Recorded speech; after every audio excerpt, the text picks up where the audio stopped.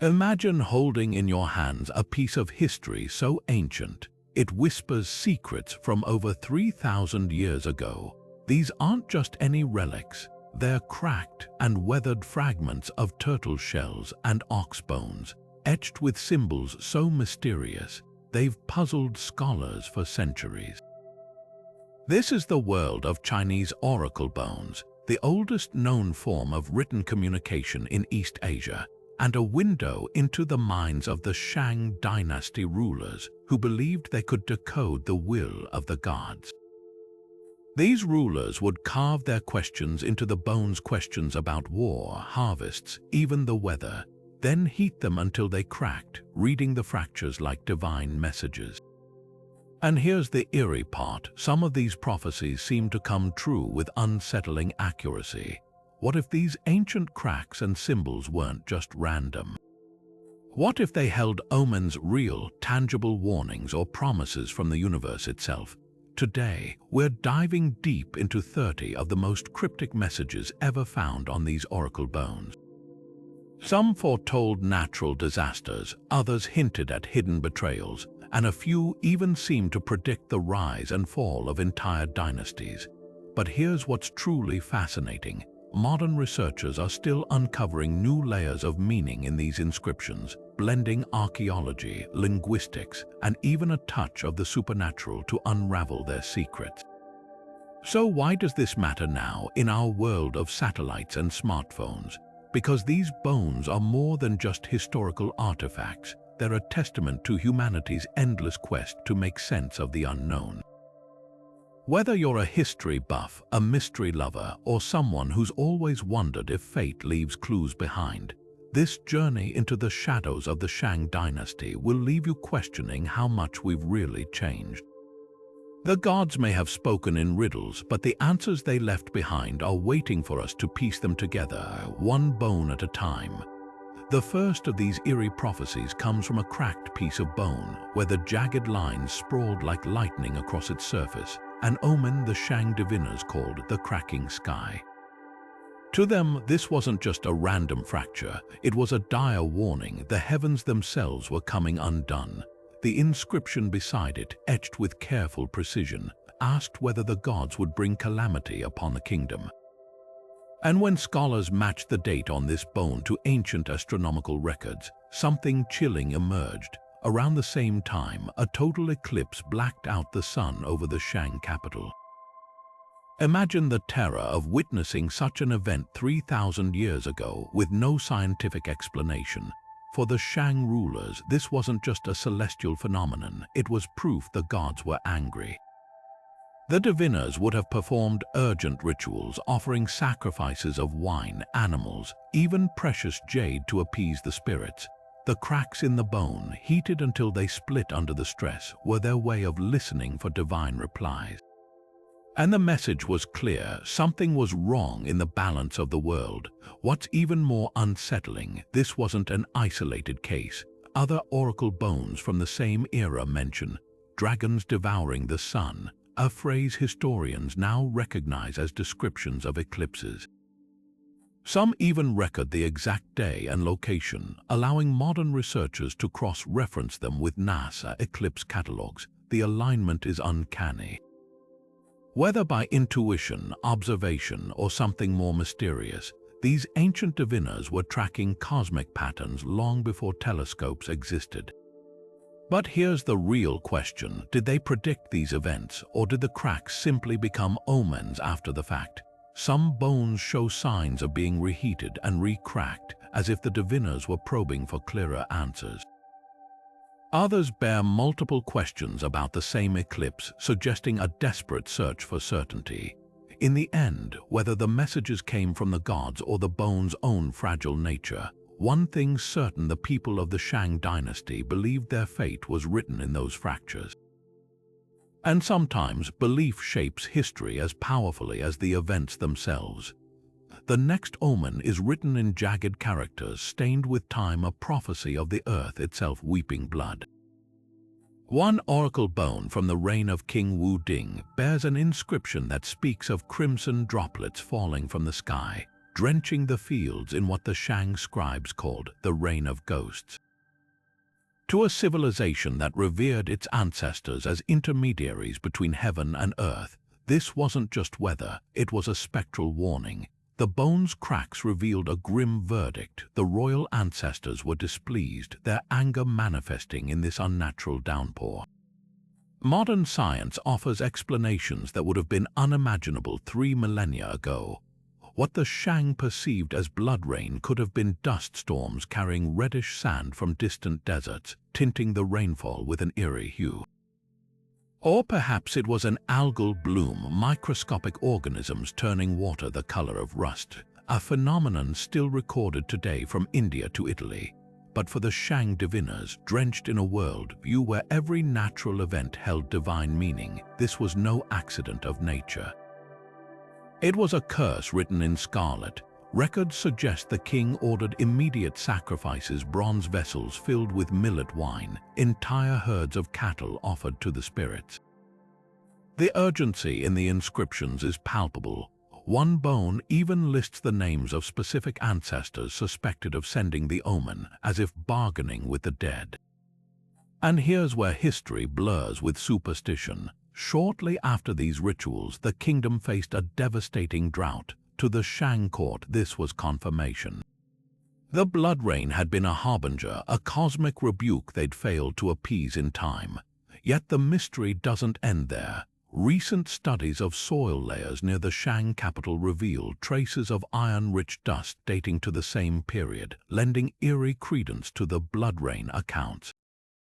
It's a reminder that even the most supernatural omens often stem from real, if misunderstood, events. The sky may not have been weeping ghosts, but it was certainly whispering secrets. And for a civilization listening to the cracks in bones, that whisper might as well have been a scream. Among all the cryptic messages left on oracle bones, few struck deeper fear into the Shang Dynasty than silence itself. One fragmented tortoise shell from the royal archives bears a hauntingly sparse inscription: "The ancestors do not answer." For a civilization that relied on constant communication with the spirit world, this wasn't just an absence, it was a spiritual catastrophe. Where other bones showed elaborate networks of cracks interpreted as divine replies, this one remained stubbornly smooth despite repeated attempts by the diviners. In a culture where even a thunderstorm or a poor harvest could be blamed on neglected ancestors, their sudden muteness suggested something far worse: complete abandonment. The terror this provoked becomes clear when you understand how deeply ancestor worship shaped Shang society. These weren't just deceased relatives, they were active participants in daily life. Royal ancestors could influence battles, ensure bountiful harvests, or unleash disasters if displeased. Every major decision, from declaring war to moving the capital, required consulting them through oracle bones. So when the cracks refused to form, it implied the ancestors had withdrawn their guidance entirely. This was more frightening than any dire prophecy because it left the kingdom spiritually adrift. At least a warning could be addressed with rituals and sacrifices. Silence offered no clues, no bargaining points, just the dreadful sense that the entire cosmic order had collapsed. Historians speculate about the real-world crises that might have triggered this breakdown in communication. Some point to climate records showing severe droughts around this period, which could have undermined faith in the divination system. If repeated sacrifices failed to bring rain, even the most devout might question whether the ancestors were listening. Others suggest political turmoil, perhaps a power struggle between rival branches of the royal family, creating divisions so severe that the ancestral spirits themselves refused to take sides. The archaeology offers chilling hints. Around this time, Shang burial practices changed abruptly, with fewer offerings placed in tombs, as if people were losing confidence in the ritual system that had governed their lives for centuries. The bone itself tells a story of escalating desperation. Microscopic analysis reveals it was heated far more intensely than usual, the scorch marks suggesting frantic attempts to force a response. Later inscriptions from the same period mention the year the voices ceased, with accounts of priests performing extravagant public ceremonies, dancing themselves into trances, sacrificing rare white elephants, anything to break the spiritual silence. And then, just as suddenly as it began, the communications resumed. New bones show cracks again, though the messages are different, often speaking of great changes and renewed covenants. Perhaps the most fascinating interpretation comes from modern linguists. They've noted that the writing style on post-silence bones changes subtly with more standardized phrasing. This raises a provocative possibility that the crisis forced the Shang to reform their divination practices, creating a new language for speaking to the gods. In that light, the silent ancestors weren't just a catastrophe, they were a catalyst. The kingdom had to reinvent its relationship with the divine, proving that even in ancient China's most rigid traditions, sometimes the most powerful omen wasn't a message at all, but the void that compelled humanity to find new ways to listen. Deep in the archives of oracle bone inscriptions, two prophecies stand out for their sheer strangeness: records of monstrous creatures emerging from the western wilderness. On one bone, a diviner scrawled a frantic question: will the horned beast bring calamity? Another fragment warns of striped demons with voices like thunder. To modern eyes, these might sound like primitive monster tales, but for the Shang rulers, these were urgent military intelligence. The descriptions align eerily with animals that would have been foreign and terrifying to the central plains of ancient China. That horned beast, rhinoceros fossils confirm they once roamed regions near Shang territory, their massive forms and single horns perfectly matching the descriptions. The striped demons with thunderous roars, almost certainly tigers, whose range extended further north during the warmer climate of the Shang period. But here's where it gets fascinating. These weren't just animal sightings, they were geopolitical warnings. Every appearance of these creatures coincided with upheaval. One bone links the horned beast's arrival to raids by the Qiang people from the west. Another ties tiger sightings to landslides that buried entire villages. The Shang believed the creatures themselves were omens, physical manifestations of coming chaos. In a world without satellites or weather forecasts, tracking unusual animal movements might have been their version of disaster preparedness. A tiger straying into farmlands could signal deforestation, pushing predators closer to human settlements. A rhino spotted near trade routes might mean ecological shifts forcing migrations, or worse, that enemy tribes were encroaching from disturbed territories. This tradition of animal omens didn't end with the Shang. Centuries later, the Han Dynasty recorded Qilin sightings before the deaths of emperors, while Tang officials wrote of white pheasants heralding golden ages. Even today, Chinese folklore whispers of the fox that walks like a man before misfortunes. The Shang's twin beasts might have been early entries in this long anthology of creature portents. But unlike later mythical beings, their oracle bone beasts feel startlingly real. Ancient China's first attempt to document the terrifying overlap between nature's strangeness and human fate. The cracks in those bones didn't just reveal the future. They mapped a world where every unfamiliar footprint could be a message from the unseen forces shaping history. In the flickering torchlight of a Shang Dynasty temple, a priest's hands would have trembled as he lifted the ritual wine vessel, a sacred cup meant to carry offerings to the ancestors. But on the day recorded in this omen, the unthinkable happened. As the hot poker touched the bone, the vessel itself split with a sound like ice cracking on a winter river. The inscription beside it is stark: the gooey vessel shattered, the ancestors do not accept. In that moment, a simple ceramic object became a political earthquake. For the Shang, ritual vessels weren't just containers, they were bridges between worlds, crafted from the finest clay, fired in kilns watched over by chanting priests. Their perfection mirrored the harmony expected between rulers and the divine. A cracked vessel during ceremony wasn't an accident, it was cosmic commentary.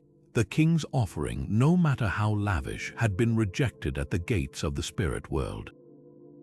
And in a society where royal authority depended on maintaining that connection, this was tantamount to heaven withdrawing its favor. The aftermath of such an omen would have been swift and severe.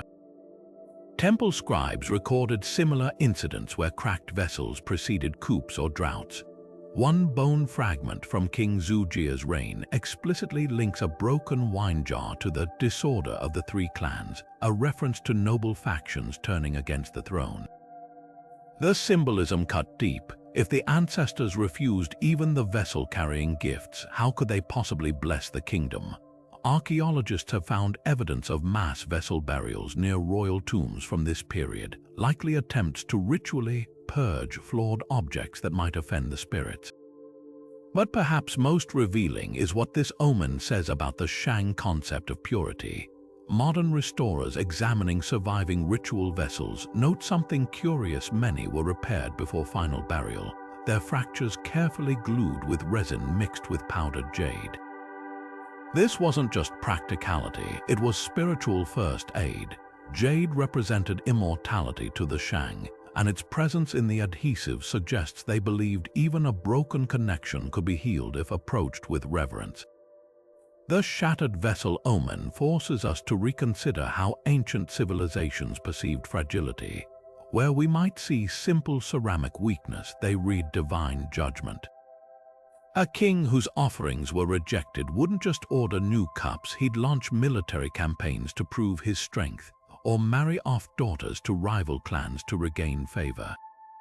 The cracks in that wine vessel didn't just threaten a ritual, they shook the foundations of power, proving that in the Shang worldview, the thinnest line between stability and chaos wasn't drawn in battlefields or treasuries, but in the delicate curve of a cup meant to hold the whispers of gods.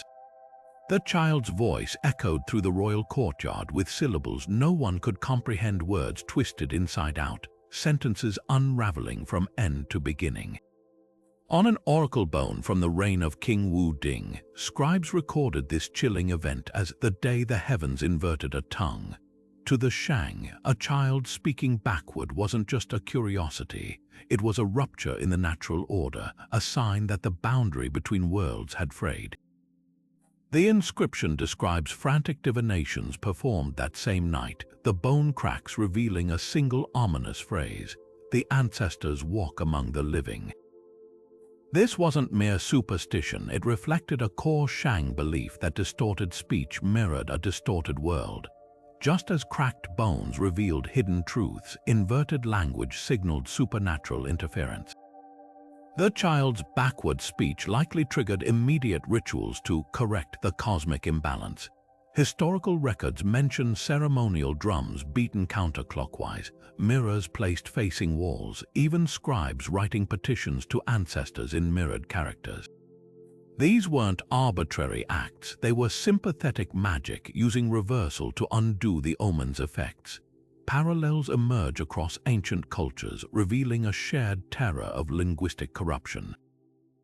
Babylonian exorcism texts describe the demon who unties words, while Norse sagas warn of children speaking in the tongue of the drowned before famines. But the Shang response was uniquely systematic. Linguists studying oracle bone scripts have identified rare, reverse inscriptions questions carved left to right instead of the standard right to left, likely attempts to answer the omen on its own terms. What makes this prophecy so haunting is its ambiguity. Unlike eclipses or droughts, this omen left no physical trace. The child's identity, the words spoken, even the outcome, all are lost to time. The bone offers no closure, only the uneasy sense that for the Shang, reality itself could slip without warning. In a world where language was power, where correct ritual phrases ensured harvests and victories, a single voice running backward might have felt like the universe itself stuttering. That night, the stars didn't just shine, they seared. An oracle bone from the twilight years of the Shang Dynasty bears a frantic inscription: "The celestial fires do not fade at dawn." For weeks, court astronomers recorded a star blazing with unnatural intensity. its light staining the night sky the color of molten bronze. To the diviners, this wasn't merely an astronomical event, it was the heavens themselves breaking protocol. The cracks in the bone divulged a dire message. The great star is a visitor bearing tidings of change. Modern astrophysicists recognize this as one of humanity's earliest documented supernovae. The visitor described matches the remnants of a stellar explosion visible around 1200 BCE. Its fading glow detectable in sediment layers rich in iron-60 isotopes, a radioactive fingerprint of cosmic detonations. But for the Shang, who saw the sky as a mirror of earthly affairs, this fiery star was anything but impersonal. It coincided with the sudden death of a crown prince, leading court scribes to inscribe bones questioning whether the celestial fire had claimed his breath. Rituals unfolded in terror. Jade discs carved with star maps were buried at crossroads to anchor the unstable heavens, while astronomers chanted to cool the rogue star's influence. What's striking is how precisely the Shang tracked these events. One bone enumerates the star's position relative to lunar lodges, an ancient coordinate system still used in Chinese astronomy today. Another notes its pulsing brightness, details so exact they've helped modern scientists pinpoint which supernova remnant corresponds to the event. This wasn't blind superstition, it was observational rigor draped in spiritual urgency. The same scribes who interpreted cracks as divine messages also recorded the star's declination with mathematical precision, proving science and divination weren't opposites to them, just different dialects of the same cosmic language. Later dynasties would inherit this duality. Han Dynasty astronomers, inheritors of Shang star logs, documented guest stars appearing and vanishing, likely nova and supernova, while also interpreting them as omens. The Tang Dynasty's celestial officials kept dual ledgers, one tracking planetary motions for calendar reforms, another deciphering their meanings for the Emperor's council. Even Kepler, centuries later, would hesitate between calling a supernova a physical phenomenon or a biblical portent. The Shang's fevered star omen captures this timeless tension. The human instinct to search for patterns in the cosmos, whether through equations or bone cracks, never quite satisfied with answers that don't also whisper a story about who we are. Perhaps the most haunting detail lies in the aftermath. After months of rituals, the inscriptions shift tone. A single bone from this period bears no cracks at all, just a resigned notation. The visitor has departed, the sky is silent. The star had faded, but the questions it ignited kept burning. In that silence, we glimpse the birth of astronomy itself, not as a rejection of omens, but as their gradual transformation into something new. The diviners didn't know they were standing at the crossroads of myth and math, where the fiery death of one star would illuminate humanity's first steps toward understanding the life cycles of all stars. The real omen wasn't in the bone's cracks, but in the unbroken human gaze that kept watching the skies long after the last embers of that supernova faded to black. The earth rarely speaks softly, but when it does, the Shang Dynasty listened with bone-deep attention. 3 oracle bones, each carved decades apart, tell a story of the ground itself turning against humanity. The first, from the reign of King Wu Ding, warned of the dragon beneath Yin Mountain turning over, its cracks forming patterns eerily similar to the fault lines running beneath the Shang capital. The second, dated 20 years later, predicted the wells of Bo will vomit mud, while the third chillingly proclaimed the Great Wall shall walk. To modern geologists, these aren't myths, they're meticulous records of seismic events that still leave traces today. Examine the first omen closely, and you'll notice something remarkable. The cracks radiating from the bone's heated center don't spread randomly. They branch in zigzag patterns almost identical to the fractures found in earthquake-prone sedimentary rock. Shang diviners might not have understood plate tectonics, but their descriptions reveal an intuitive grasp of geological patterns. When they wrote of the dragon turning over, they were likely describing the lateral shifting of fault blocks, a phenomenon that modern seismic surveys confirm occurred near Yin around 1200 BC. Even more striking is how the bone's inscriptions specify directions. The earth shakes toward the western tombs, mirroring the actual westward dip of the local fault system. The second omen's prediction about wells spewing mud aligns perfectly with liquefaction, a terrifying side effect of major quakes where solid ground temporarily behaves like liquid. Archaeological excavations near the ancient city of Bo have uncovered layers of sediment jumbled with pottery shards and collapsed well shafts, all dating to the late Shang period. But what truly chills is the bureaucratic precision of the response. The bone records not just the prophecy, but the king's orders: move the granaries from Bo to higher ground. This wasn't blind superstition, it was disaster management codified in cracked turtle shell. Then there's the final earthquake omen, the cryptic line about the Great Wall walking. For centuries, scholars assumed this referenced landslides, until excavations at the early Shang capital of Zhengzhou revealed something astonishing. Sections of the massive rammed earth city wall had indeed shifted nearly 15 feet along a seismic rift during a single catastrophic event. The precision is uncanny. The bone's cracks even mimic the diagonal shear patterns later found in the wall's damaged foundations. Later dynasties preserved these earthquake prophecies with almost scientific reverence. Zhou Dynasty archives reference the three shakings of Yin, while Han seismologists included Shang bone readings in their treatises on earth omens. The Tang Dynasty's famed earthquake detecting toads' bronze vessels that would drop balls into dragon mouths at the slightest tremor were direct descendants of this Shang tradition.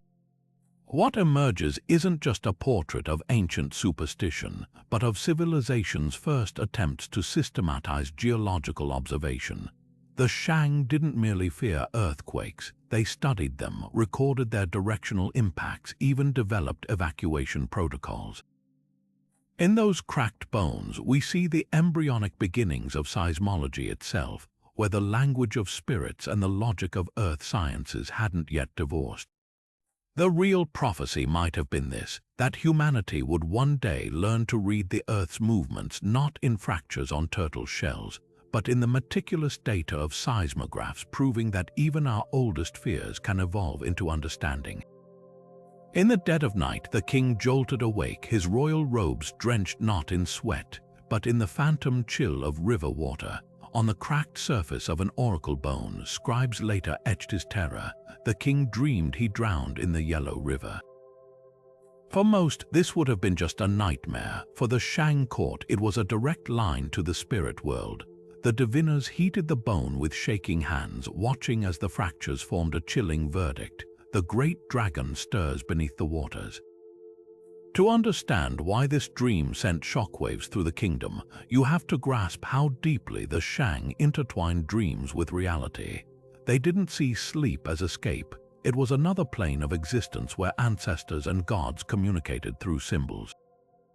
A royal dream wasn't personal, it was state intelligence. When the king envisioned himself drowning, it wasn't interpreted as fear of water. It signaled impending disaster from the very river that nourished their crops.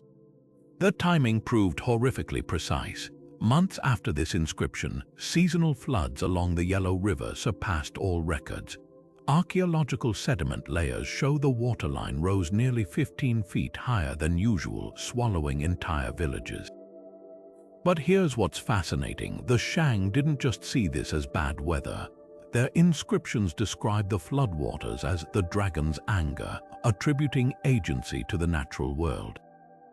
Modern hydrologists studying ancient flood patterns note something eerie: the worst inundations did coincide with seismic activity along the riverbed, creating waves that might have resembled something alive beneath the surface. What followed the dream was a masterclass in early disaster response. The bone records a flurry of rituals, jade carvings of fish, symbols of safe passage, thrown into the river, prisoners of war sacrificed at the banks to calm the dragon's hunger. But beyond superstition, pragmatic measures emerged. granaries were relocated to higher ground, mirroring earlier earthquake protocols, most telling.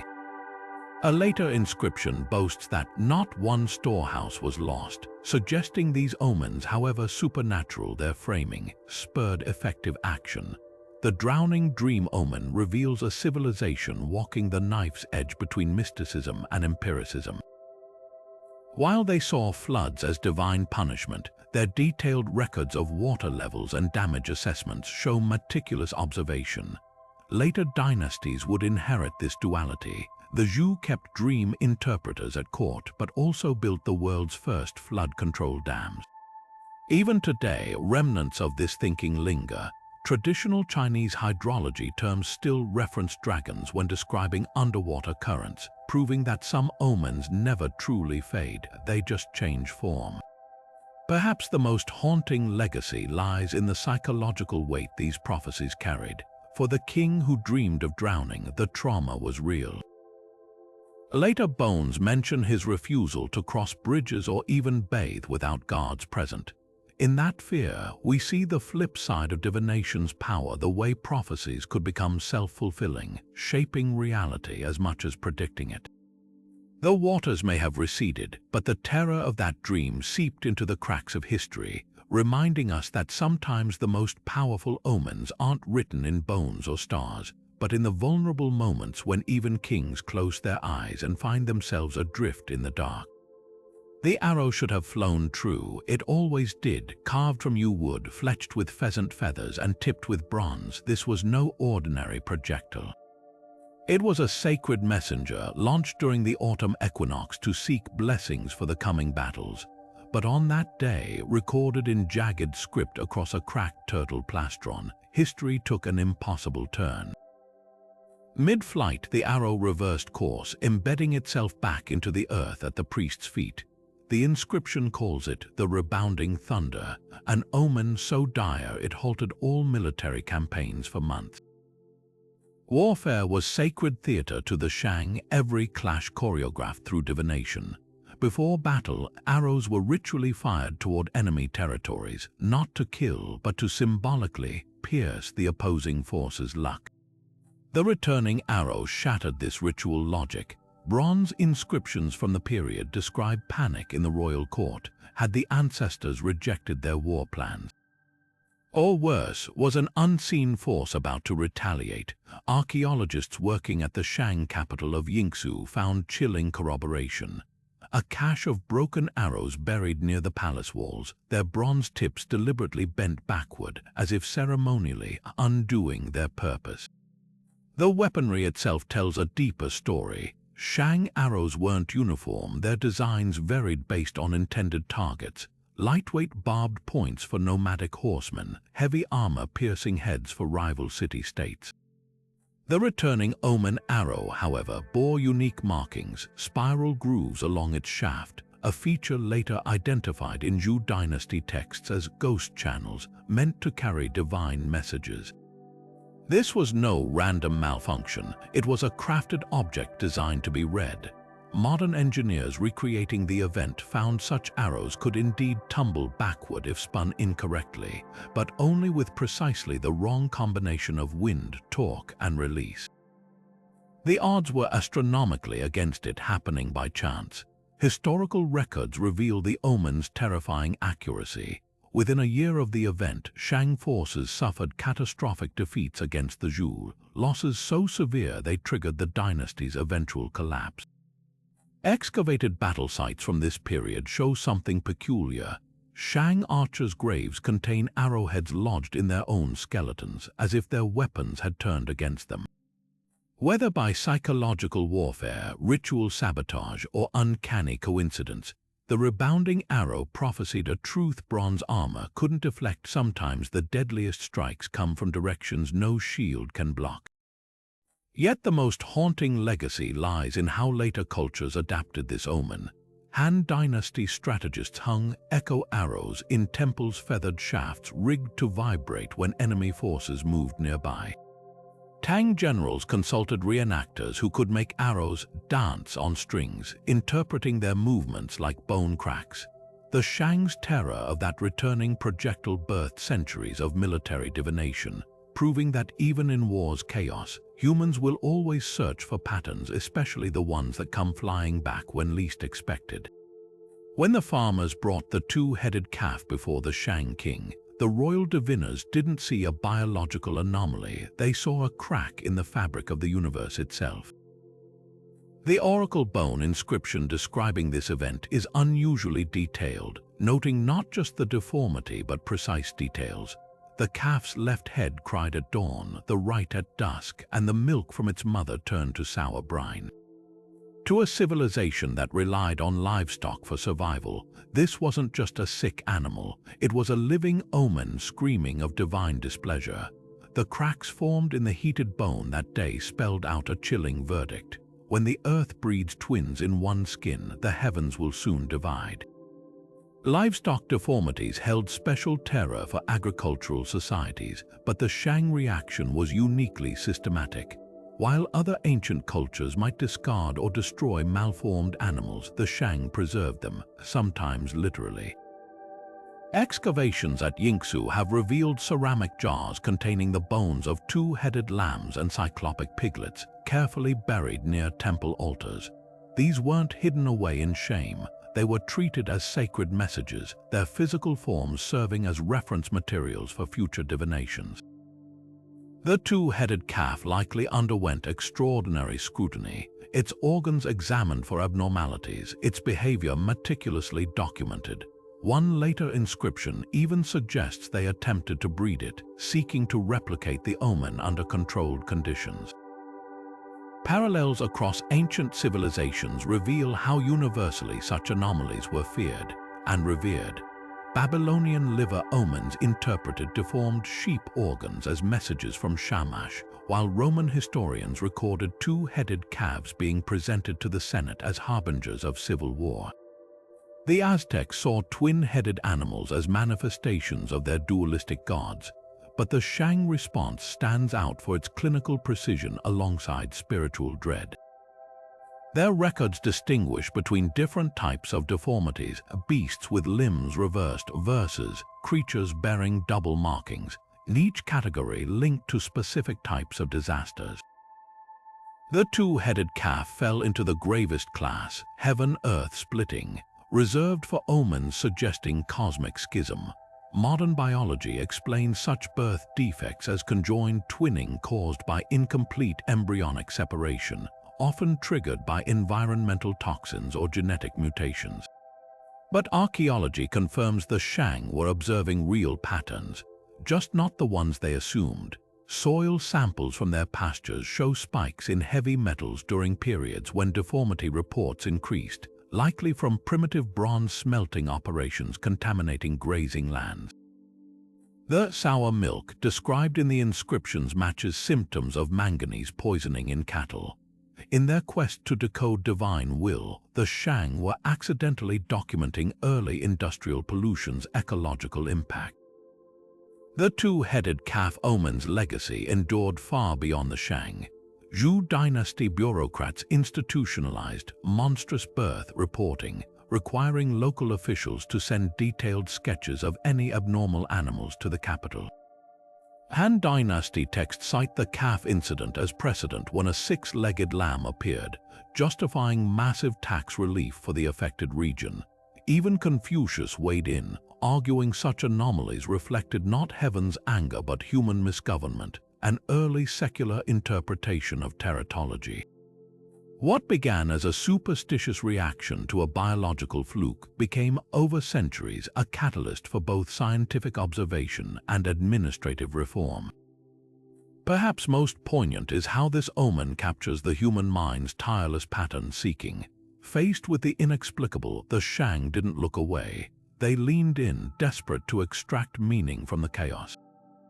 In that two-headed calf, they saw not just a freak of nature but a mirror held up to their own fractured world, where royal succession disputes were splitting the kingdom. The real prophecy may have been this, that humanity would forever hunger to read significance into randomness, whether in ancient bone cracks or modern data clouds, because the alternative, That some events carry no message at all is the most terrifying omen of all. The fields should have been golden with millet, the stalks bowing heavy under the weight of grain, but as the Shang farmers walked their land that autumn morning, their hands came away clutching nothing but brittle husks. An oracle bone from this bleak season bears the desperate question: why does the earth swallow our harvest? The cracks that formed in response told a story of betrayal, not by the soil, but by the very ancestors entrusted to protect it. The granaries of the spirits stand empty, the diviners interpreted, signaling a rupture in the cosmic covenant between the living and the dead. Agriculture was the Shang Dynasty's lifeline, and their rituals reflected this dependency. Every planting season began with ceremonies so precise they'd make modern agronomists pause. Bronze vessels filled with the previous year's best seeds were buried at field boundaries, a tangible promise to the earth spirits. Oracle bones questioned not just when to sow, but which varieties of millet the ancestors favored, white or black, early or late ripening. The answers guided decisions with the gravity of military strategy, for a failed harvest meant more than hunger. It threatened the dynasty's divine mandate to rule. Modern palynology, the study of ancient pollen, reveals just how devastating this particular omen proved.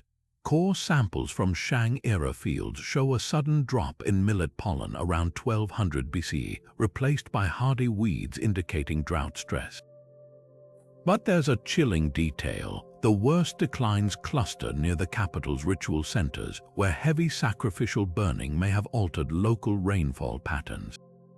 The Shang were unwittingly creating their own curse, their smoky offerings to end the famine potentially exacerbating it. The desperation in their response is palpable. Archaeologists have uncovered mass burials of ceramic granary models inscribed with pleas like "Fill me" and "Do not let the ancestors go hungry." At one site, an entire field was sown with jade beads shaped like millet seeds, a last-ditch attempt to symbolically replenish what the earth refused to provide. Later inscriptions reveal the famine's political toll, recording the execution of corrupt grain officials and even the king's symbolic plowing of fields normally left to slaves. What makes this omen endure is its tragic irony. The Shang's meticulous climate records embedded in their bone inscriptions show they recognized cyclical drought patterns. They developed crop rotation and irrigation canals, demonstrating remarkable ecological understanding. Yet when crisis struck, they defaulted to supernatural explanations, seeing the withering stalks not as environmental feedback but as ancestral punishment.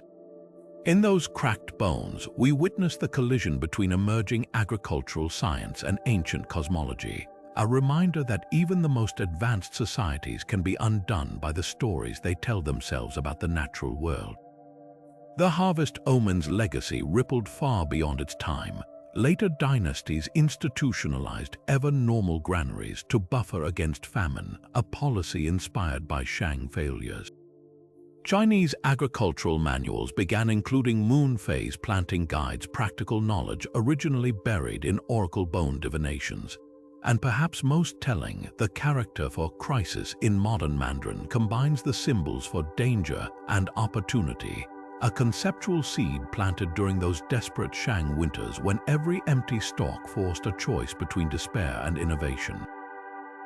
The vanishing harvest wasn't just an omen of scarcity, it was the birth pang of resilience.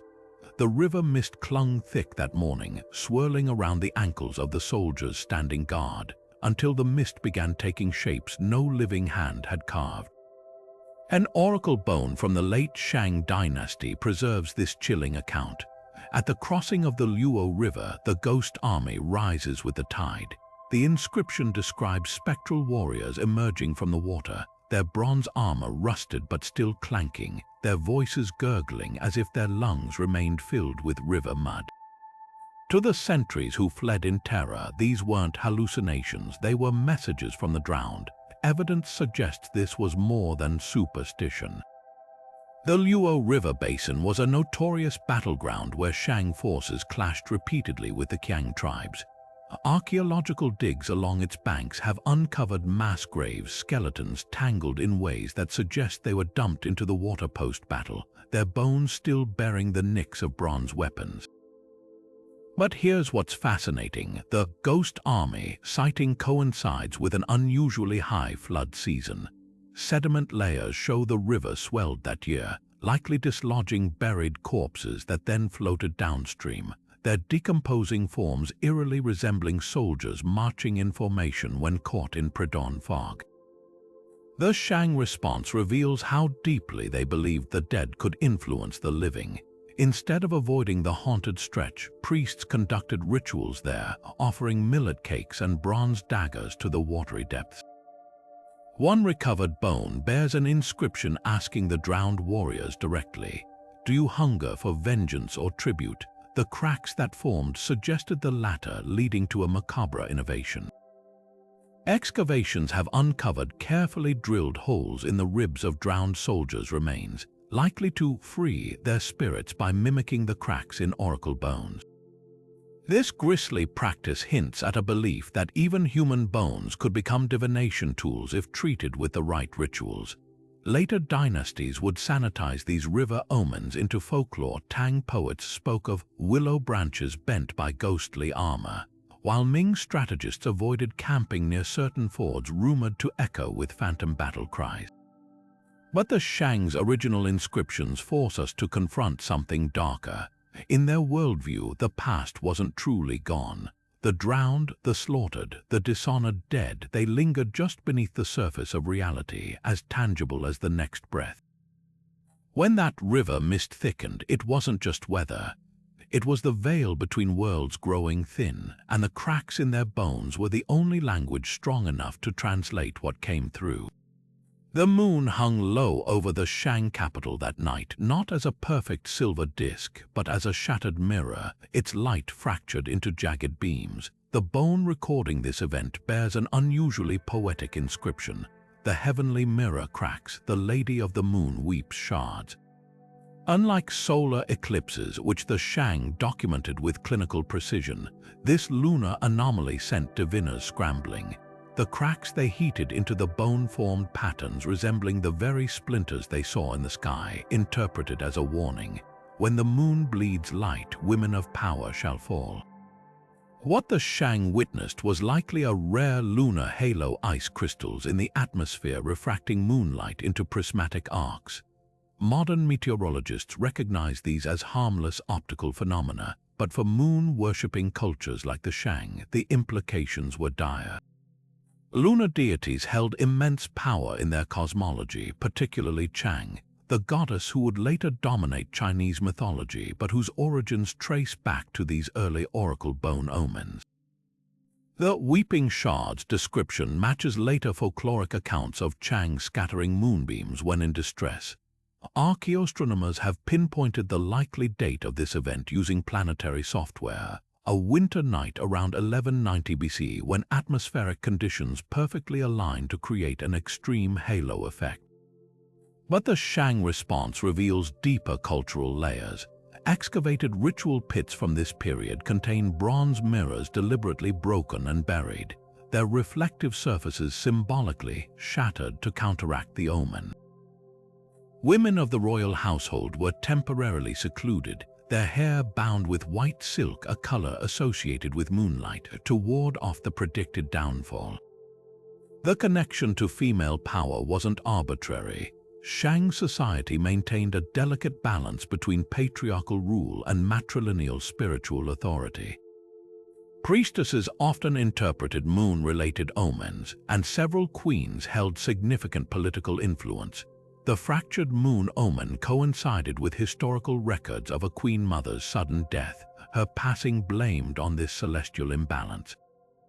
Later dynasties would amplify this link. Han Dynasty texts describe moon halos preceding the deaths of empresses, while Tang poets wrote of the moon's cracks foreshadowing palace coups led by concubines. What makes this omen endure is how it crystallized early Chinese astronomy's gendered dimensions.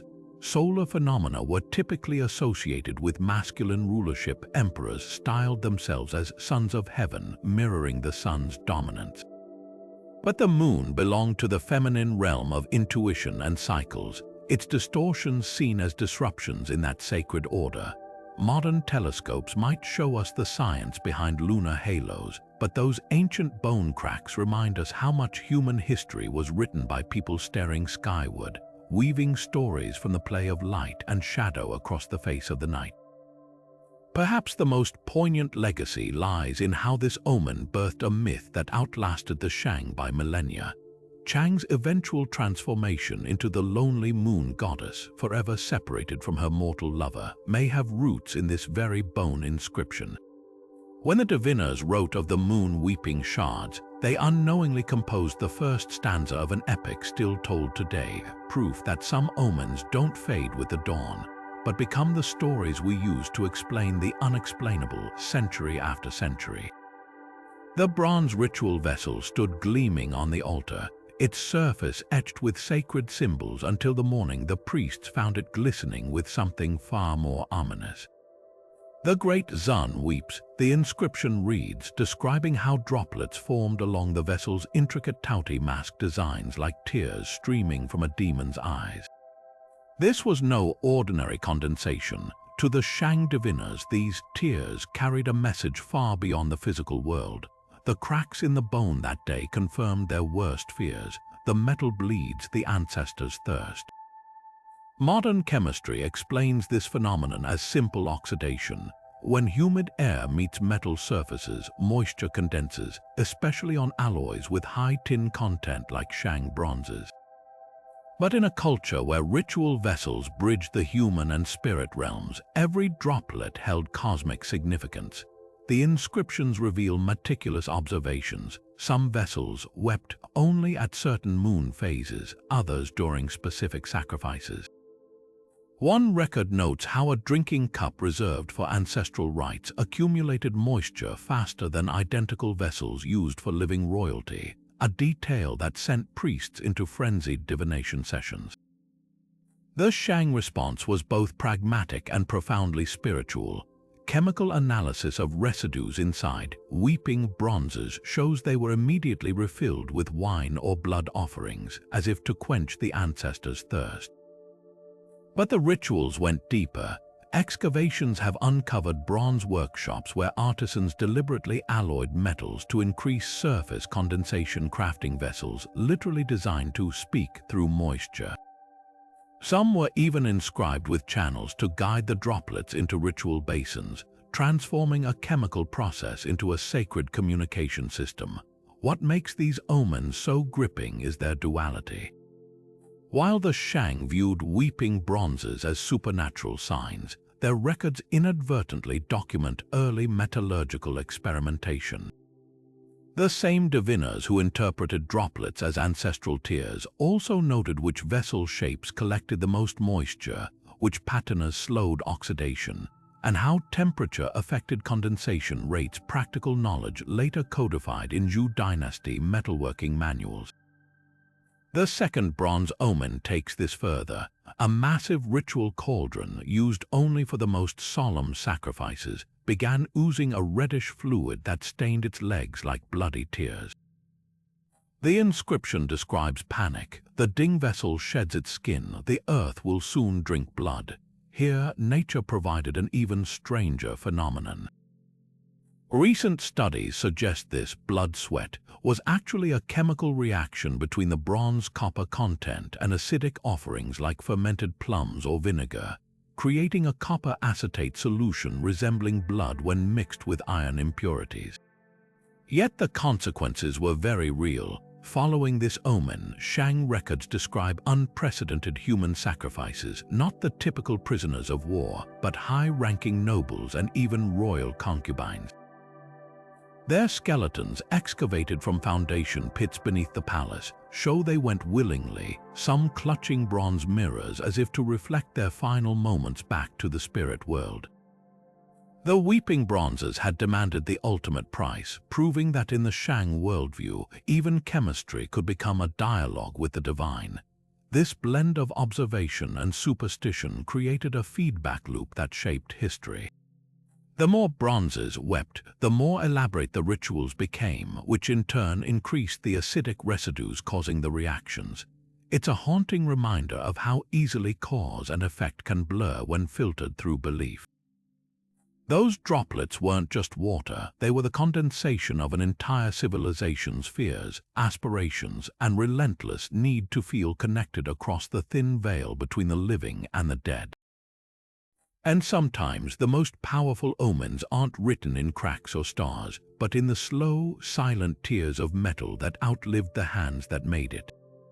The flames licked hungrily at the bone's surface, yet instead of blackening and splitting as it should, the fragment remained stubbornly whole, gleaming pale amid the fire like a tooth refusing to burn. This was no ordinary failure of pyromancy. The inscription carved nearby captures the diviner's shock. The bone rejects the fire, the message will not come. In a civilization where cracking heat was the sacred language between humans and gods, an indestructible bone wasn't just unusual, it was a cosmic mutiny. Material science offers clues to this eerie resistance. Shang oracle bones weren't uniform. Some came from elderly turtles with densely layered shells, others from young oxen with more porous bones. When researchers recreated the divination process, they found certain fragments, particularly those from the thickest parts of turtle plastrons, could withstand prolonged heat without cracking. The mineral composition varied widely, with traces of silica and calcium creating natural fireproofing in some specimens. But the Shang didn't have microscopes or spectrometers. To them, this wasn't geology. It was defiance. The ritual context makes this omen even more unsettling. This wasn't some peripheral bone, it was the centerpiece of a ceremony to legitimize the new king's reign.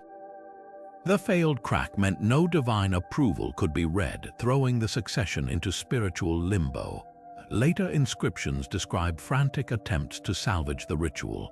The bone was reheated in 12 different fires, even plunged into ice water between burnings to shock it into fracturing. When it finally split days later, the cracks formed no recognizable pattern, just chaotic lines scribbling across the surface like a god's unfinished sentence. Archaeologists found this very bone fragment in the 1990s, its surface pockmarked with overlapping scorch marks. What's chilling is the inscription added after the event. The ancestors withhold their faces. In Shang cosmology, this suggested the spirits weren't just silent, they'd actively turned away, a rejection more terrifying than any dire prophecy. The king who endured this omen ruled for less than a year before being deposed, his brief reign marked by rebellions and droughts. Whether by coincidence or self-fulfilling prophecy, the unburnable bone had foretold his doomed legitimacy all along. Yet the most fascinating twist lies in the afterlife of this tradition. Centuries later, Shang Dynasty diviners would deliberately select fire-resistant bones for critical queries, believing their stubbornness filtered out trivial questions. Han-era shamans cherished iron bones that never cracked, using them as talismans against deception. Even today, some traditional medicine practitioners prize ancient oracle bone fragments that survived unburned, grinding them into powders said to reveal hidden truth. What began as a ritual catastrophe became, over time, a new kind of oracle, one that spoke not through cracks, but through the eerie silence of surfaces the flames themselves couldn't read. The sky that morning didn't just threaten rain, it pulsed, its underbelly swollen and dark like a woman heavy with child. On an oracle bone dating to the reign of King Wu Ding, scribes captured this ominous sight with unsettling precision. The pregnant sky gathers above the ancestral temple.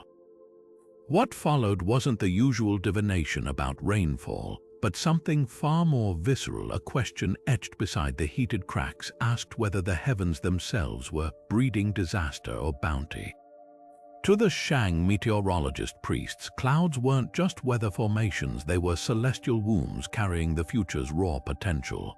Their records classify at least 8 distinct cloud types, each linked to specific omens. The pregnant sky phenomenon described here matches modern observations of mammatus clouds, those ominous pouch-like formations that often precede violent storms. But where today's meteorologists see atmospheric turbulence, the Shang saw divine gestation. The shape mattered intensely. Rounded lower edges suggested benevolent births, good harvests, while angular, distended forms signaled stillborn outcomes, blight or invasion. Archaeological evidence reveals how systematically they tracked these signs. Excavated cloud bones bear grids marking duration and direction of formations, some even noting color variations from millet yellow to bruise purple. One particularly meticulous inscription records how a pregnant cloud drifted southeast over 7 days before birthing a hailstorm that devastated the wheat crop. The Shang didn't merely observe, they calculated, correlating cloud behaviors with lunar phases and ancestral feast days, creating what may be history's first weather prediction models wrapped in spiritual terms. The rituals surrounding this omen were as complex as the observations.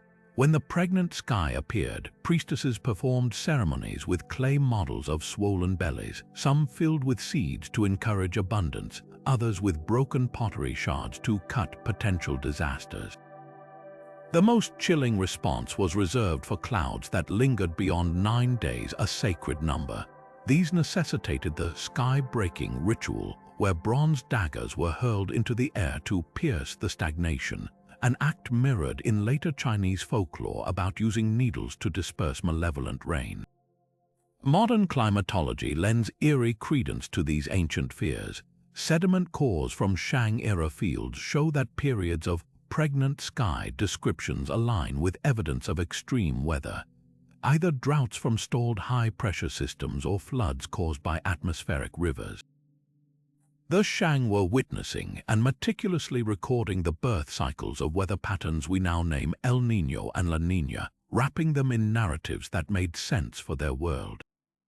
This omen's legacy persists in subtle ways. The Chinese character for auspicious Chinese letter contains the radical for sheep, a nod to Shang cloud lore where fleecy altocumulus signaled good fortune.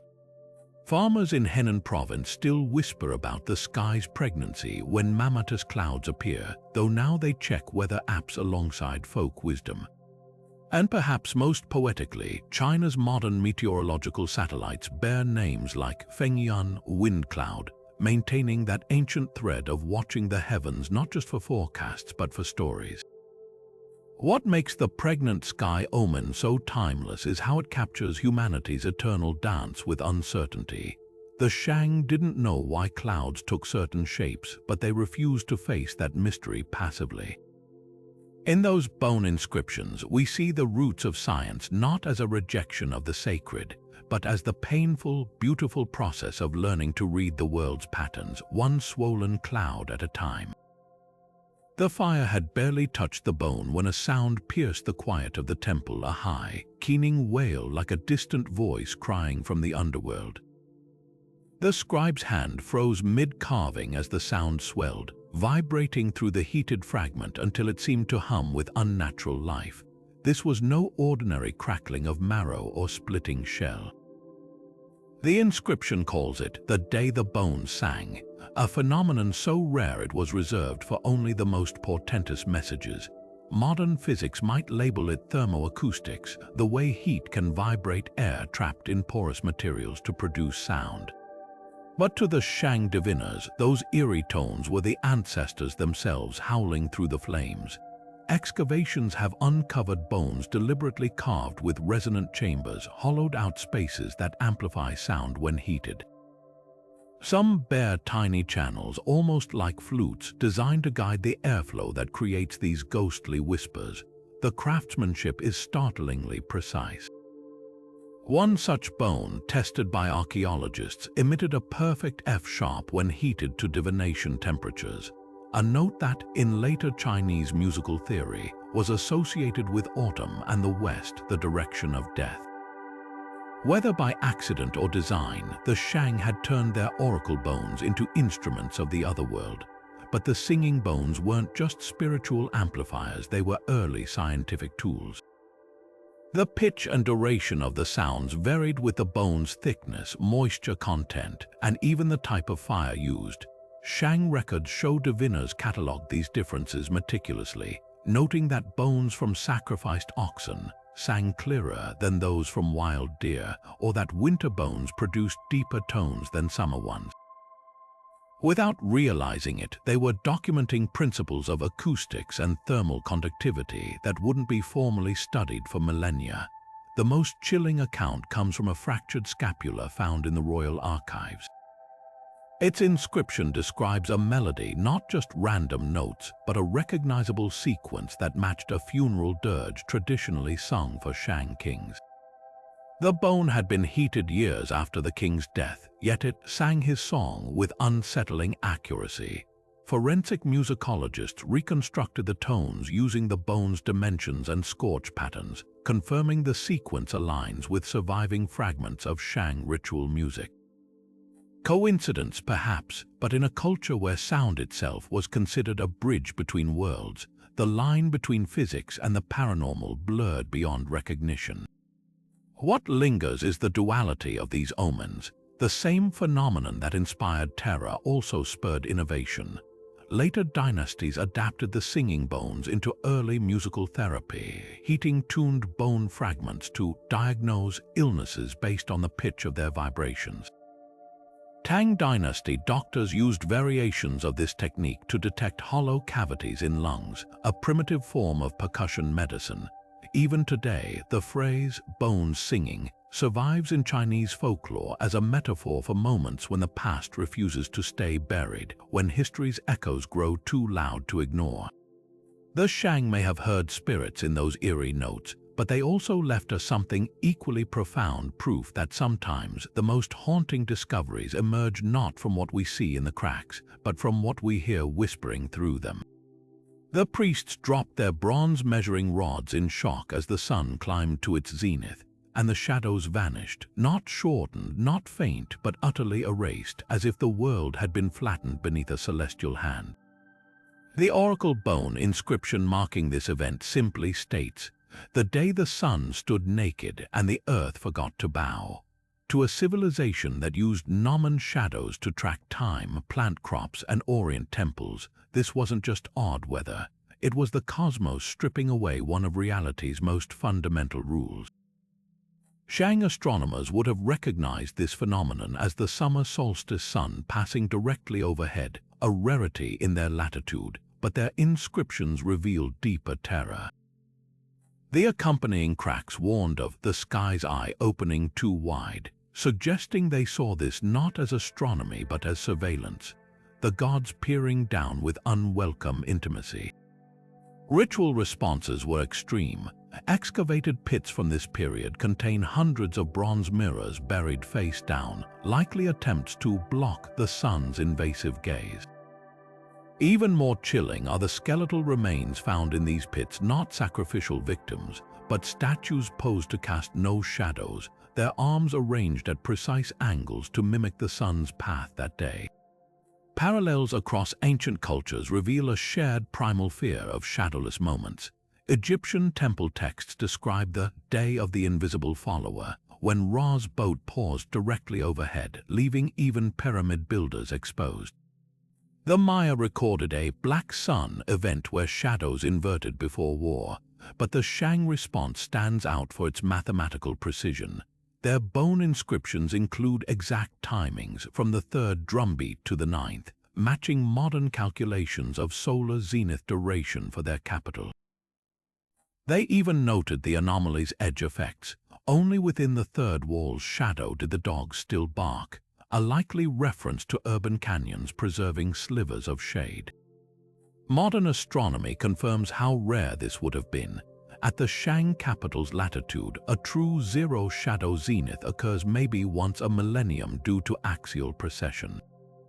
The event they documented was probably a near miss, the sun passing close enough that shadows became imperceptible to the naked eye, but their descriptions prove astonishingly accurate. One bone specifies the sun's position relative to the horn star Antares, allowing historians to pinpoint the date to around 1200 BCE. Even more impressive, they tracked the phenomenon's southward drift over decades, noting it moved 3 hand spans toward the Fire River, anticipating the concept of axial tilt centuries before Greek astronomers. What lingers is how this omen intertwined science and theology. The same scribes who measured the sun's angle with gnomon precision also interpreted its meaning through cracks in turtle shells. Their shadowless noon wasn't just an eclipse's dark twin, it was a moment when the usual boundaries between sacred and secular dissolved, much like those vanished shadows. In that blinding instant, the Shang glimpsed something both profoundly unsettling and illuminating, that the universe operates by rules even gods might struggle to explain. Later dynasties would sanitize this omen into court astronomy, but its primal power never faded. Even today, rural communities near the old Shang capital avoid working outdoors during the summer zenith, a folk memory of that ancient terror when the earth forgot to bow. And perhaps that's the true prophecy hidden in those bone cracks, not that shadows might vanish, but that humanity would keep chasing them across millennia, finding in their return not just relief, but the first sparks of cosmic wonder. The first of these threefold death omens appears on a cracked scapula, its surface etched with a chillingly specific warning: the eldest son will not see the next moonrise. What makes this prophecy so unsettling is its timing. The bone was heated and inscribed just days before Crown Prince Xiaorou fell violently ill.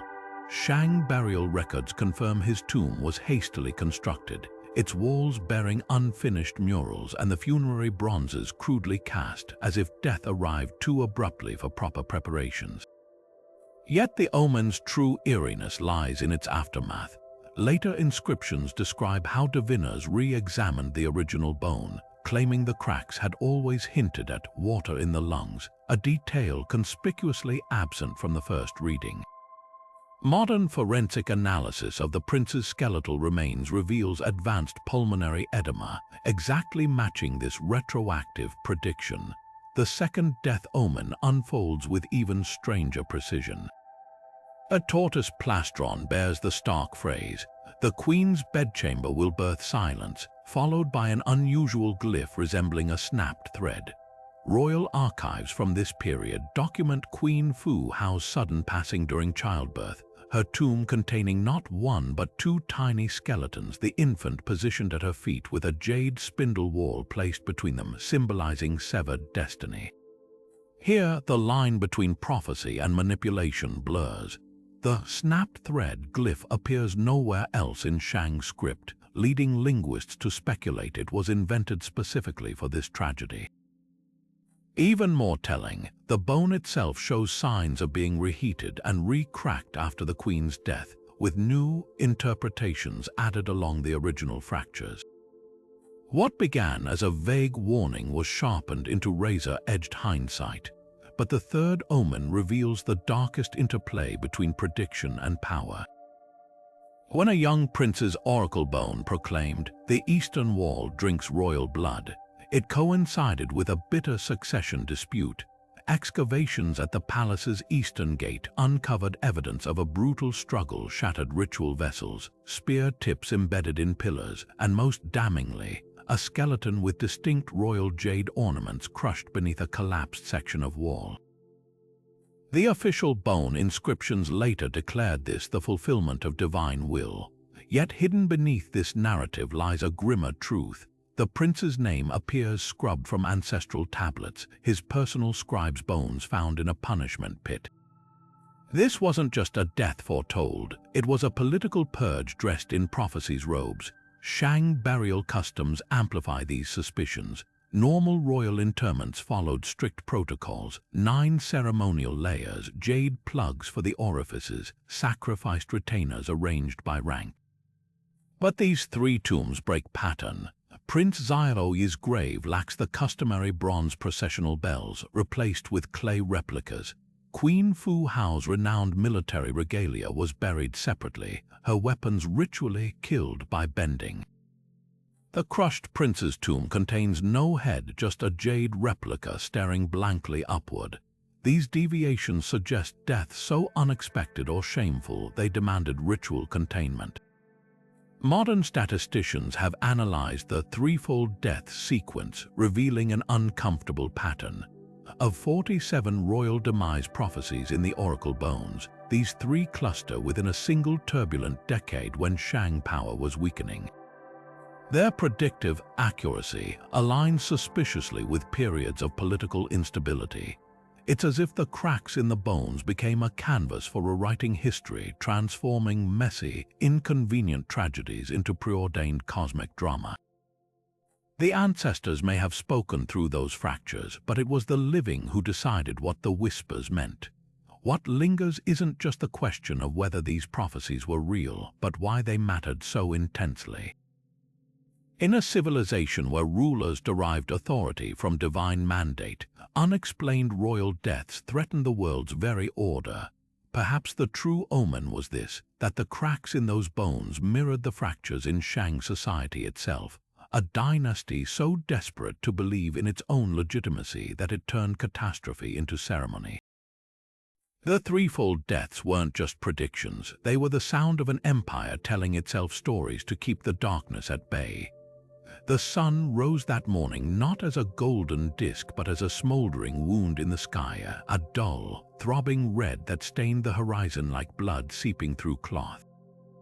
The oracle bone inscription from this cataclysmic period describes it with visceral dread. The great lantern of heaven bleeds for 9 dawns, the birds cease their songs. To the Shang astronomers who tracked solar movements with meticulous precision, this wasn't just unusual weather, it was the sky itself hemorrhaging. Modern climatologists recognize the phenomenon as atmospheric scattering from distant wildfires or volcanic ash, but to eyes untrained in earth sciences, it must have looked like the unraveling of cosmic order. Evidence points to a global catastrophe behind this omen. Ice core samples from Greenland show sulfate spikes around 1200 BCE, coinciding with the colossal eruption of Hekla 3 in Iceland, a volcanic event so powerful it dimmed sunlight across continents for nearly a decade. Tree ring data from ancient bristlecone pines confirms stunted growth during this period, while Chinese sediment layers reveal abrupt cooling. The Shang scribes, unaware of a fiery mountain halfway across the world, interpreted these changes through their own lens.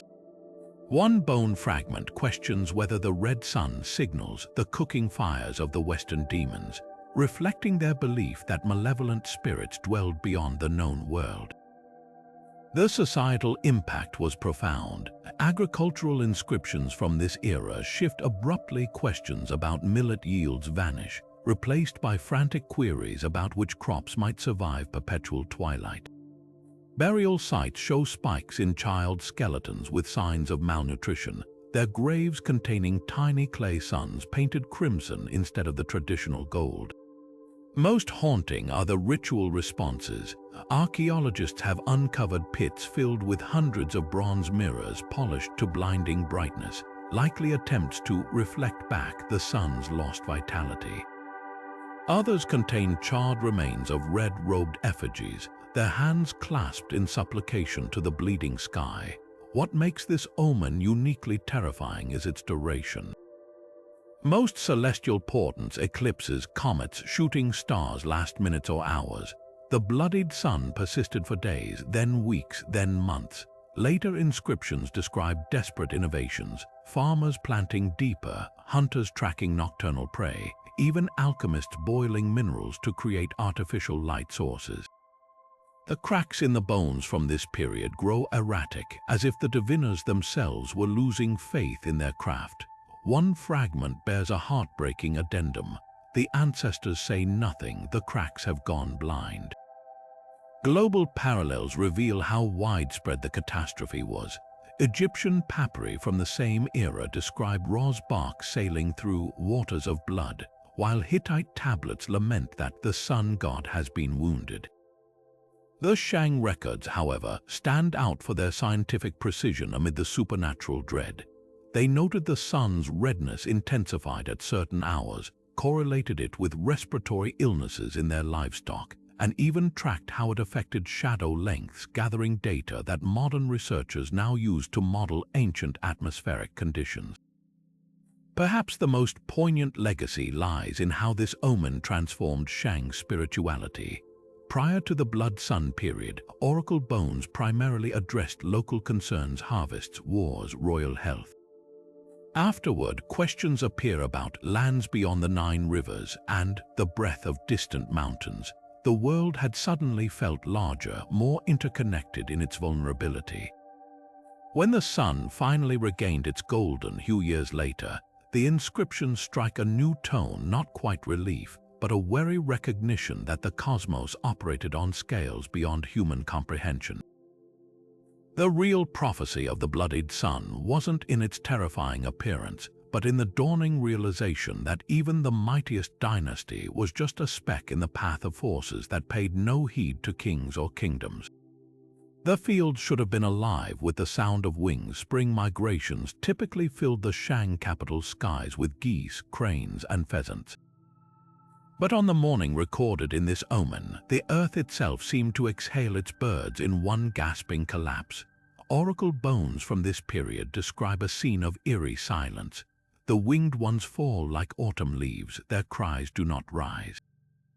Dozens of species, normally agile in flight, were found grounded, trembling, or already dead, their bodies carpeting the roads leading to the ancestral temples. To the Shang diviners, this wasn't just an oddity of nature. The cracks in the heated bones revealed a terrifying verdict: heaven has clipped its messengers. Modern ornithologists recognize this phenomenon as a catastrophic grounding event, often triggered by sudden storms, disease, or disorientation from atmospheric disturbances. But excavations at Shang sites add chilling specificity. Among the avian remains buried in ritual pits, scientists have identified skeletons with lesions consistent with avian malaria, a disease that thrives in the very wetland environments the Shang expanded through deforestation. Other bones show signs of lead poisoning, likely from early metalworking runoff contaminating waterways. The birds weren't just falling, they were bearing invisible witness to ecological collapse. The Shang response reveals how deeply they tied avian behavior to cosmic order. Ritual texts prescribe elaborate ceremonies for grounded birds. Live specimens were bundled in silk and burned as sky letters, their smoke meant to carry apologies heavenward. Particularly ominous were ground doves, whose inability to fly high made them symbols of stifled communication between realms. One excavated bone contains a plea scratched beside a dove's skeleton: "Let this small one's wings grow strong enough to reach you." What makes this omen so haunting is its duality. While the Shang interpreted the events as supernatural censure, their records inadvertently document early environmental science. They noted which species fell first: waterfowl, the timing often at dawn, and even the direction the survivors faced, consistently northwest, possibly reflecting migration paths disrupted by weather. Later dynasties would institutionalize these observations. Zhou ornithomancers kept detailed logs of bird behavior to predict floods, while Han physicians studied avian diseases as early indicators of epidemics. The archaeological record adds a grim postscript.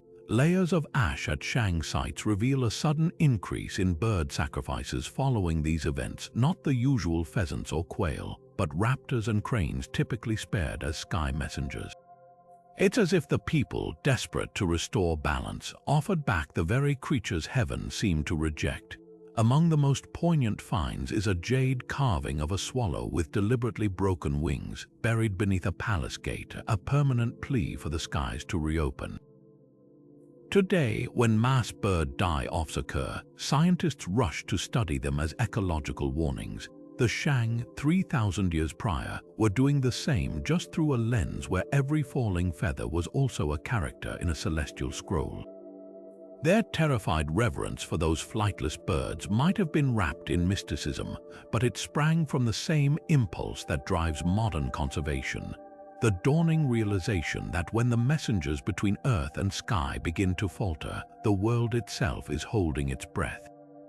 The royal temple stood frozen in shock, not at some celestial disturbance or bloody omen, but at a sound as small as it was catastrophic, the dry snap of cracking stone. The ancestral tablet, a rectangular slab of polished jade inscribed with the names of every Shang king back to the dynasty's mythical founder, had split cleanly down the middle during the morning's offerings. The oracle bone recording this event captures the panic in stark brushstrokes. The tablet of names is broken, the chain of whispers is severed. To modern eyes, it might seem like mere damaged property. But for the Shang, this was tantamount to heaven hanging up the phone mid-call. Ancestral tablets weren't just memorials, they were switchboards to the spirit world. Each name carved into that jade surface functioned like a direct line to a specific deceased king's wisdom and influence. The precision of the craftsmanship mattered intensely.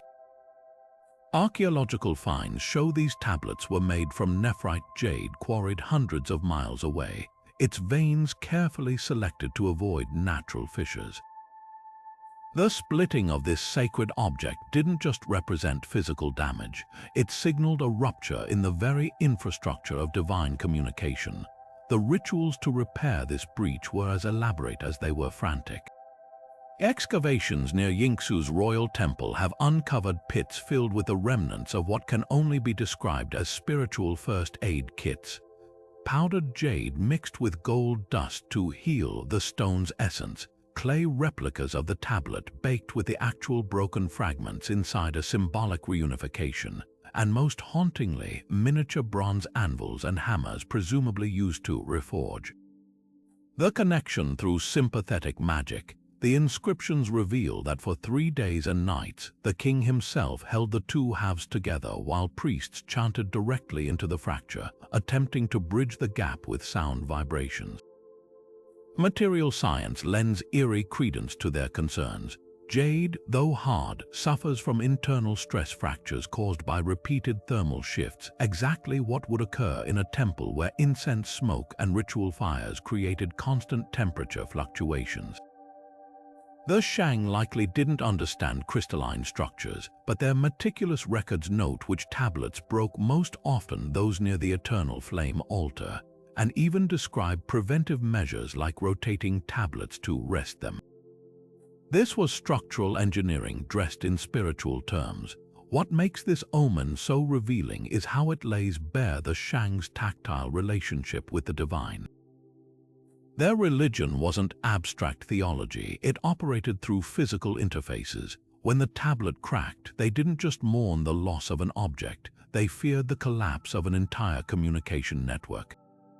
Later dynasties would evolve more metaphysical concepts of ancestor worship, but the Shang's worldview remained stubbornly literal. For them, the spiritual and material weren't separate realms, they were different states of the same substance, and a fracture in one meant instability in the other. The aftermath of this incident reshaped Shang ritual forever. Broken tablet fragments found in subsequent archaeological layers show drill holes where they'd been painstakingly rewired together with gold thread. An early form of kintsugi centuries before the Japanese art of repairing broken pottery with gold. Even more telling, later inscriptions begin referring to ancestors by their individual oracle bone catalog numbers rather than just names, as if creating bureaucratic backup copies of their identities. The cracked tablet didn't just prompt repairs, it inspired the first spiritual data redundancy systems.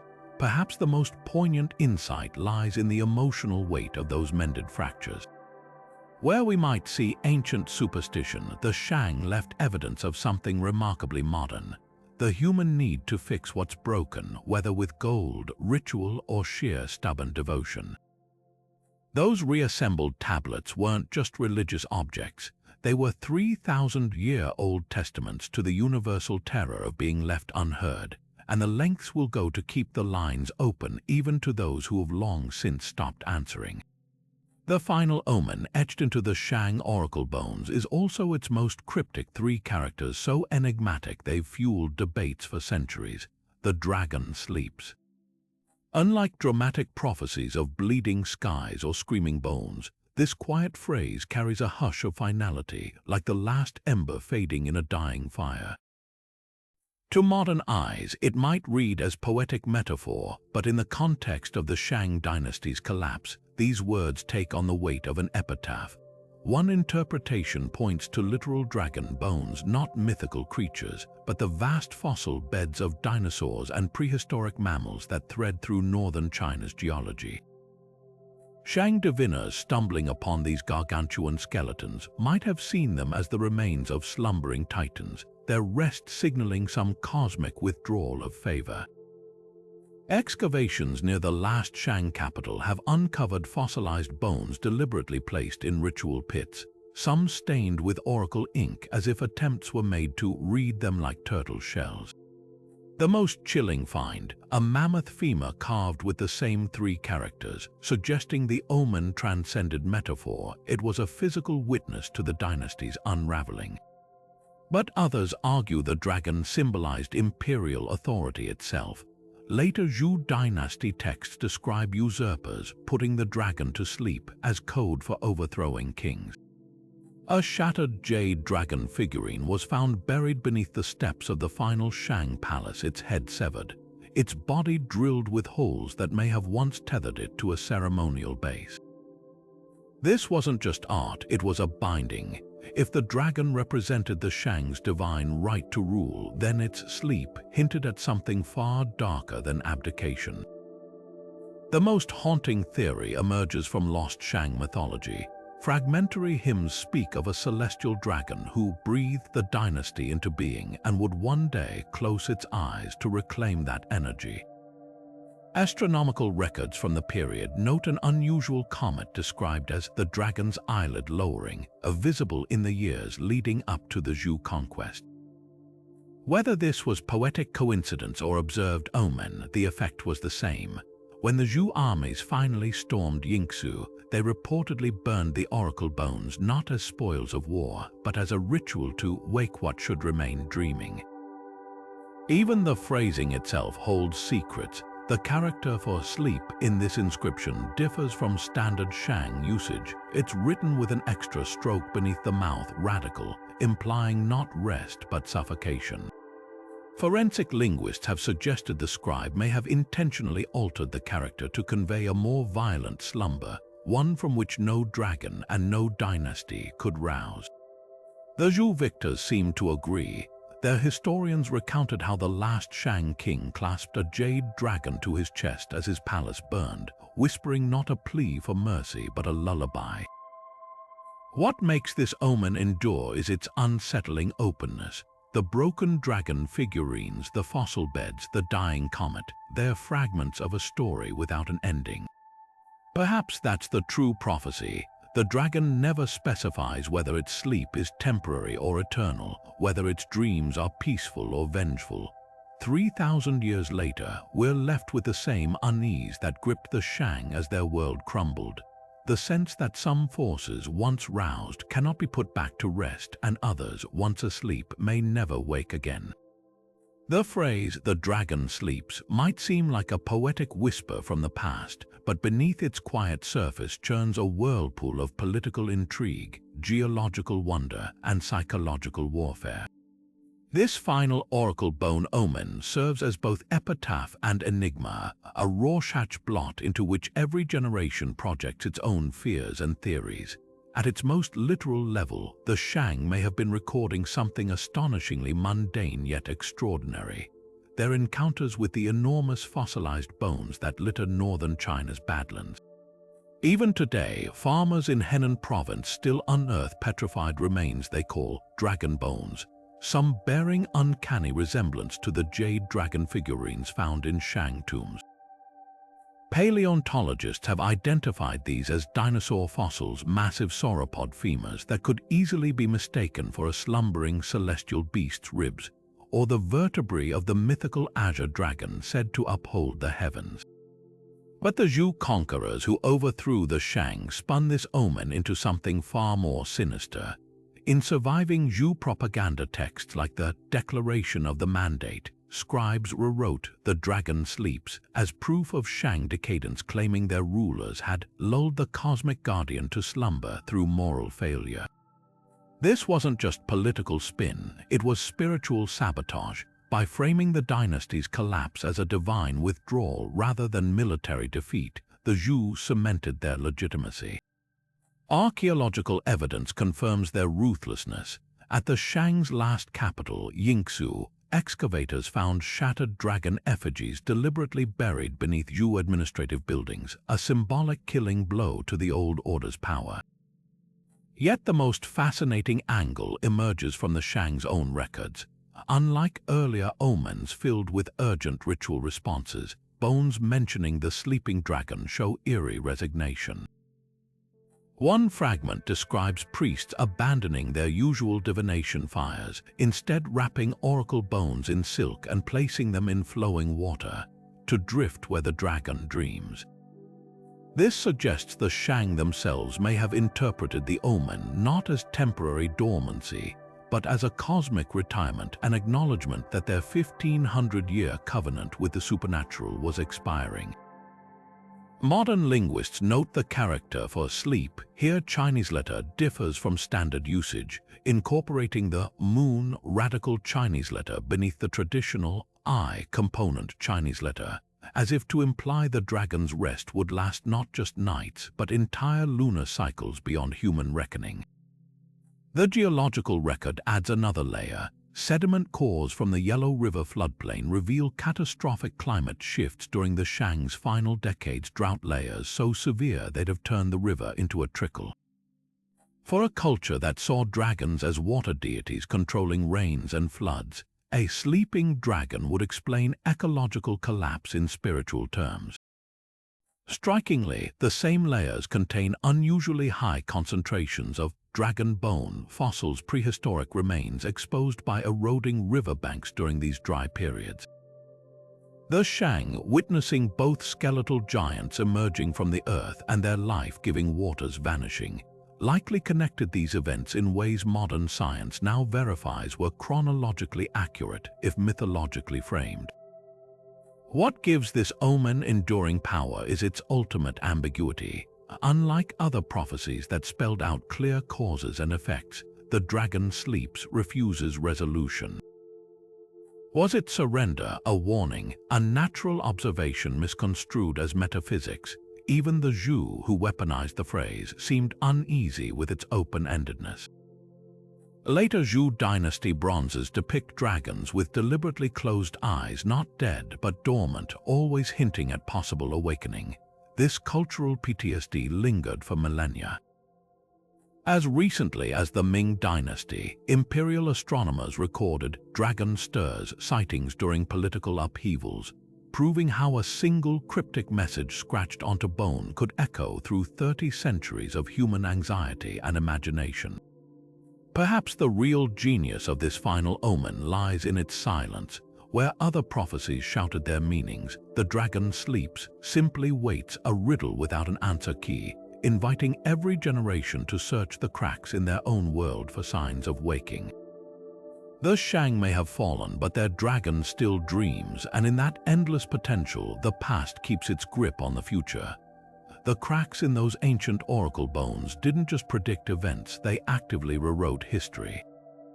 Every ominous sign, from weeping bronzes to falling birds, sent shockwaves through Shang society that rippled far beyond temple walls. When the bones spoke, kings listened, and their responses built an empire. Excavations at Yingzhou reveal how these prophecies literally reshaped cities. After the blood rain omen, archaeologists found entire neighborhoods relocated uphill, their former streets deliberately buried under layers of stamped earth, a Bronze Age zoning decision guided by divine warning. The famous earthquake bone that foretold walls walking, it prompted construction reforms still visible in later Shang foundations, where tamped earth layers alternate with flexible wooden grids designed to absorb seismic shocks. Modern science now measures the impact of these supernatural fears.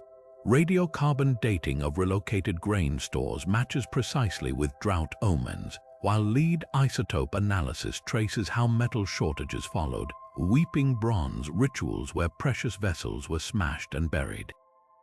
Perhaps most striking are the oracle bones themselves. CT scans show repeated heating patterns at specific points, revealing how diviners developed what we'd now call quality control, testing bones beforehand to avoid another unburnable disaster.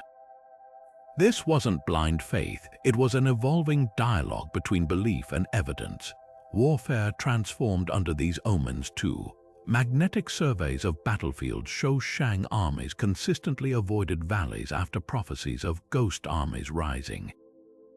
Instead, they fortified hilltops with overlapping lines of archer pits, a tactical innovation born from interpreting cracks in turtle shells. Bioarchaeology adds chilling detail. Skeletal remains of sacrificed prisoners cluster at sites mentioned in invasion prophecies, their teeth displaying distinct regional diets that confirm the Shang targeted specific tribes after enemy direction omens. The greatest testament to these bones' power lies in what happened when they fell silent. As the Zhou dynasty conquered the Shang, they systematically collected and buried thousands of oracle bones, not as spoils but as dangerous technology. Recent LiDAR scans reveal these pits form precise patterns matching the 8 trigrams of the I Ching, suggesting the victors were attempting to reprogram the old divination system. Even in defeat, the omens kept shaping history, their influence rippling through 3 millennia to modern archaeology labs where scientists now decode the same cracks that once decided empires. The cracks that once whispered to Shang kings didn't vanish when their dynasty fell. They just learned new languages. Centuries after the last oracle bone was heated, the practice of reading fate in fractures evolved into something far more portable, the I Ching or Book of Changes. Cracked turtle shells gave way to cast yarrow stalks, then coins, but the core idea remained that hidden patterns could reveal the universe's will. A 4th century BC tomb unearthed in Hubei contained bamboo slips showing the transition firsthand, hexagrams nearly identical to oracle bone inscriptions, but systematized into the 64 symbolic combinations we know today. This wasn't just superstition surviving, it was divination democratizing, moving from royal monopolies to peasant households. Modern Shanghai's neon-lit alleyways prove how thoroughly these ancient practices permeated culture. At the old temple's periphery, spirit mediums still channel ancestors through trembling hands and smoke, though now they accept digital payments. One viral video shows a young woman in a kipao shaking a cylinder of numbered sticks until one leaps out, its prediction cross-referenced with an app. The technology changed, but the human longing to feel seen by the cosmos didn't. Even the terminology persists. The Mandarin word for divine revelation, Chinese letter still carries the radical for turtle shell Chinese letter, a 3,000-year-old linguistic fossil. Archaeologists have mapped this evolution in layered discoveries. A Tang Dynasty manuscript found in Dunhuang depicts officials consulting both oracle bones and early paper fortune-telling books side by side. Ming porcelain shards bear I Ching hexagrams alongside whimsical doodles, proof these symbols lived equally in sacred and mundane spaces. The real breakthrough came when scholars realized Shang crack scripts weren't just random markings, they contained numerical codes that later structured I Ching's binary system. Those jagged lines on ancient bones were essentially prehistoric ones and zeros, waiting to be decoded into the binary language that now powers our digital age. Yet the most fascinating parallel lies in the psychology. Neuroscience studies show both oracle bone divination and modern fortune-telling activate the same brain regions. The anterior cingulate cortex, which governs uncertainty resolution, and the temporal parietal junction, responsible for detecting patterns. When a Shang diviner traced a crack with his finger or a contemporary tourist shakes a fortune stick, they're participating in the same cognitive ritual, outsourcing life's chaos to an external system that promises order. The mediums chanting in Taipei's Ziyahai city god temple today might wear wireless earpieces instead of ram's horn headdresses, but their clients still wear the same hopeful, fearful expressions captured in Shang bone inscriptions asking, "Will my journey be safe?" The true legacy of those oracle bones isn't just in museums, it's in the DNA of global culture. Korean shamans still perform cracks by heating cow scapulae, while Vietnamese Distrokletter 183 and GC letter 181T ceremonies preserve Shang-era spirit possession techniques. Even Western tarot decks owe an unacknowledged debt. Their major arcana's symbolism echoes I Ching concepts that sprang from bone-reading traditions.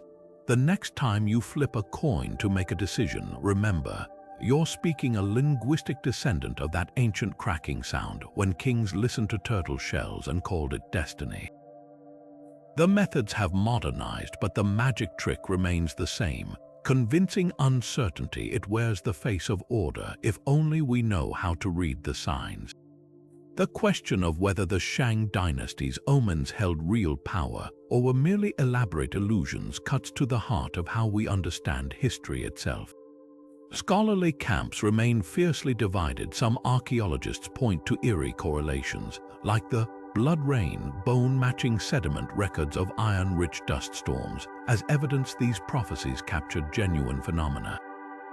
Others argue the Shang court wielded omens like psychological warfare, retrofitting cracks to justify political purges or military campaigns. A shattered ritual vessel might signal divine displeasure one day, then conveniently blame a rival faction the next. Dive into excavation reports from Enyang, and you'll find chilling evidence for both sides. Skeptics highlight bones where inscriptions were clearly added after events, phrases like, "as foretold," squeezed between original cracks. One notorious example shows a prediction of military victory carved in fresher ink beside older fractures, likely added post-battle to legitimize the outcome. Yet other discoveries defy easy dismissal. How do we explain oracle bones that accurately pinpoint eclipse dates centuries before astronomical tools existed? Or the ghost army omen aligning perfectly with flood-dislodged mass graves? Cultural anthropologists propose a middle path. The Shang may have genuinely believed in their divinations while unconsciously shaping reality to match them. Consider the sleeping dragon omen. Fossil beds near Yingsu contain dinosaur remains that could have inspired the myth, but the dynasty's collapse also coincided with volcanic winters from distant eruptions. In this light, the bones become Rorschach blots where environmental shifts, human psychology, and political necessity collided. A king interpreting cracks as ancestral wrath might launch punitive raids against neighboring tribes, inadvertently creating the very conflicts predicted. Modern neuroscience adds another layer. Brain scans show pattern-seeking surges when humans face uncertainty, the same regions that light up during divination rituals. The Shang, surrounded by floods and invasions, may have been primed to see meaning in randomness. Yet even skeptics admit their tracking of celestial and seismic events suggests observational skills rivaling modern science. Those weeping bronzes dripping with condensation, they meticulously recorded which alloys reacted to humidity, advancing metallurgy while framing it as divine communication. The most compelling arguments often come from unexpected sources. A 2000 BCE Babylonian clay tablet complains of omen mongers manipulating kings, proof that ancient people themselves debated divination's authenticity. Meanwhile, traditional Chinese medicine still uses dragon bones, fossils ground into powder with a reverence echoing Shang beliefs. Perhaps the deepest truth lies in the duality those cracks represent, not just predictions of the future, but mirrors reflecting humanity's timeless struggle to find order in chaos. Whether the omens were real matters less than their undeniable power to shape empires, and the eerie frequency with which the bones got it right.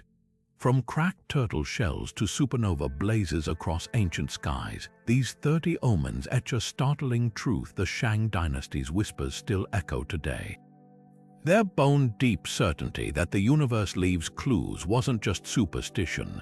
It was humanity's first operating system for decoding chaos. Consider how eerily their weeping bronzes mirror modern corrosion science, or how their panic over silent ancestors parallels our existential dread when satellites lose signal. Every era wears its anxieties differently, but the impulse remains identical: to translate randomness into revelation. What chills most isn't the accuracy of some predictions, but how their framework outlived them. When Shang diviners tracked eclipses through bone cracks, they laid groundwork for astronomers plotting celestial paths today. Their blood-rain terror finds cousins in contemporary conspiracy theories about chemtrails. Even their ritual vessels, deliberately shattered to appease spirits, resonate in how we nervously reboot glitching smartphones, as if performing tiny technological exorcisms. The mediums changed, but the longing didn't. Yet here's the haunting twist: the real omens were rarely in the bones themselves, but in how people responded.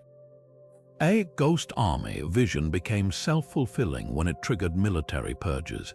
A king's drowning dream spurred flood preparations that actually saved lives. The cracks merely held up a mirror, one that reflected back whatever the viewer most feared or desired. That's the lesson humming beneath 3 millennia. Prophecies don't shape destiny, our reactions to them do.